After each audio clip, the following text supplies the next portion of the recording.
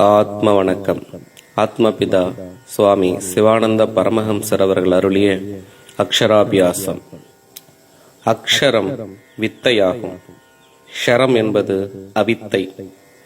அவித்தையாய், பகிரங்கமாய், அதத்துவமாய், யதார்த்தமில்லாததாய், அசத்தியமாயிருப்பது புறம். அது ஷரமாகிறது. வித்தையாய், தத்துவமாய், யதார்த்தமாய், உள்ளதாய், சத்தியமாய் இருப்பது அகம்.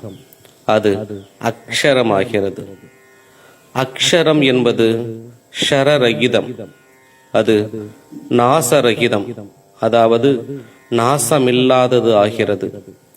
அது தானாகிறது. அது அகமாகிறது. அதை அபியாசம் செய்வது அக்ஷராபியாசம். அக்ஷராபியாசத்தால் தாது உணர்ந்து ஞானம் உண்டாகிறது. அதுதான் மத்தக ஞானம்.